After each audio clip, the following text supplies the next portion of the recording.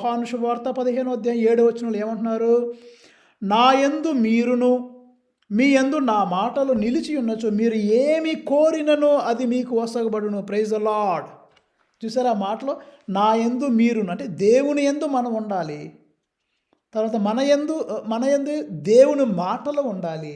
అప్పుడు మనం ఏం కోరినా జీవితంలో అది నెరవేరుతుందని ప్రభు మనకు సెలవిస్తున్నారు ప్రియులారా.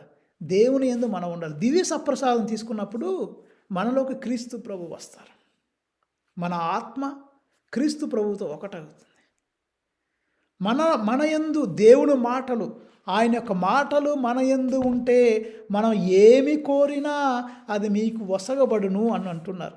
ఎంతోమంది దైవజనులు వారి జీవితంలో ఈ మాటలు నెరవేరని ప్రియులారా. మనం అనుకున్నవి చాలా జరుగుతాయి. మనం దేవునితో కలిసి ఉన్నప్పుడు. నా జీవితంలో నేను ఎన్నో అద్భుతాలు చూశాను. దేవుడు నన్ను ముప్పదంతుల